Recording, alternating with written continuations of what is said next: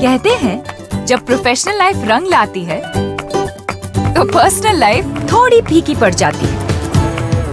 गलत, बस बैलेंस जरूरी है। जैसे एक्स्ट्रा लाल और एक्स्ट्रा तेज एक ही चिली पाउडर में हो सकते हैं। नेचुरल रेड और तीखेपन का परफेक्ट बैलेंस है सुरुचि तेजा लाल चिली पाउडर।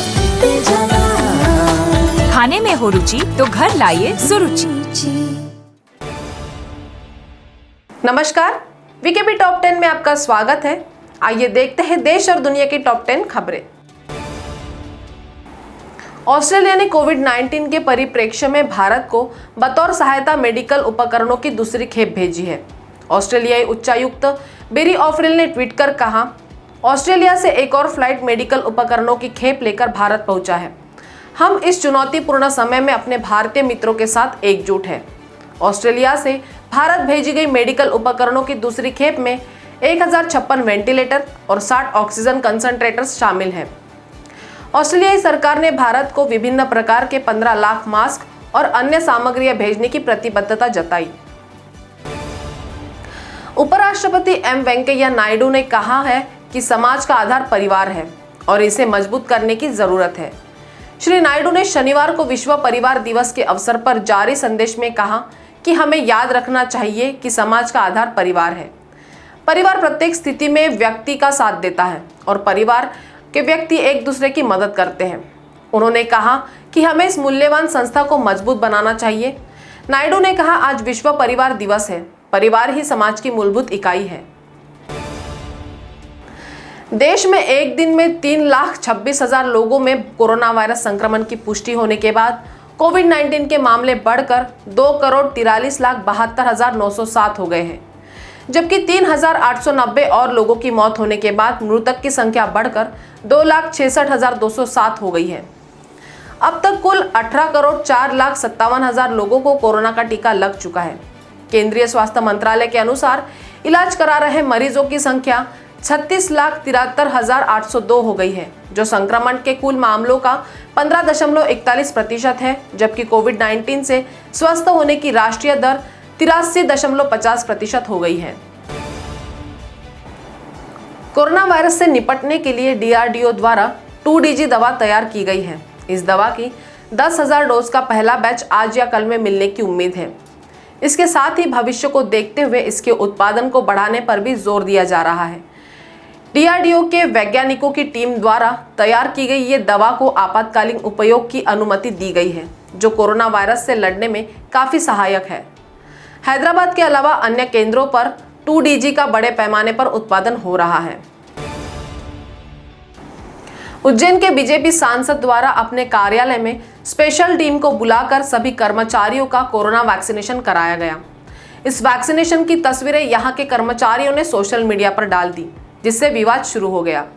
लोग वैक्सीन के लिए परेशान हैं, तो वही सांसद ने VIP कल्चर का प्रदर्शन किया है। वैक्सीनेशन के लिए 18 से 44 आयु वर्ग के लोग परेशान हैं, तो वही 45+ वालों को दूसरा डोज नहीं मिला है। ऐसे में उज्जैन के सांसद अनिल फिरोजिया ने अपने स्टाफ को सेठी नगर कार्यालय पर वैक्सीन लगवाई। इजरायल और फिलिस्तीन के बीच खूनी संघर्ष जारी है। युद्ध की आशंका के बीच एक बार फिर इजरायल की तरफ से एयर स्ट्राइक किया गया है। कई रॉकेट दागे गए हैं और टैंक से गोले छोड़े गए हैं। हालात इतने खराब हो गए हैं कि फिलिस्तीन में अब परिवारों का पलायन शुरू हो गया है। हर कोई अपने बच्चों को लेकर कहीं दूर सुरक्षित स्थानों के लिए निकल गए हैं।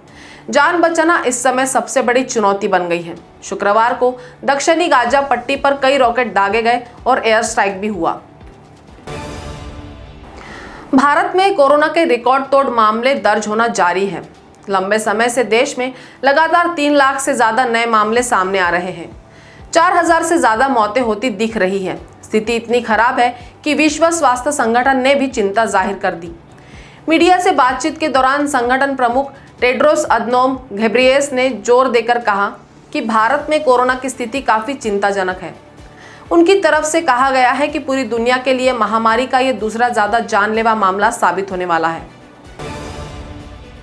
इजरायल में रॉकेट हमले में मारी गई केरल की नर्स श्रीमती सौम्या संतोष का शव शनिवार सुबह दिल्ली एयरपोर्ट पहुंचा।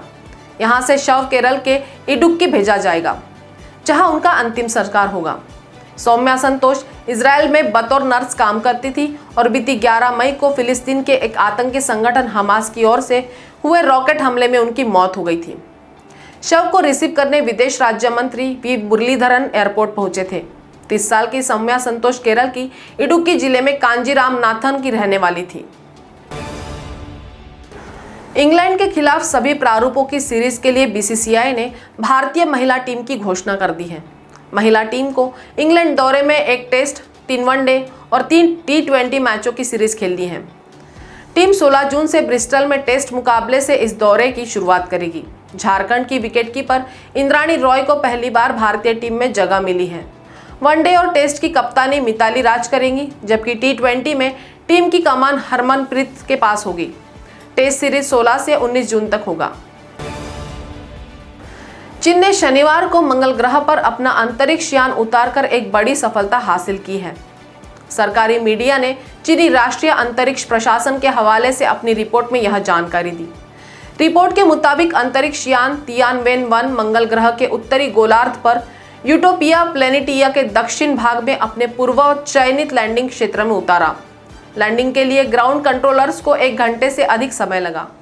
लैंडिंग के बाद सिग्नल भेजने के लिए रोवर को अपने सौर पैनलों और एंटीना को संपर्क स्थापित करने के लिए प्रतीक्षा करनी पड़ी। तो टॉप 10 के खबरों के साथ अभी इतना ही। आपसे फिर मुलाकात होगी, तब तक बने रहिए वीकेबी न्यूज के साथ। नमस्कार।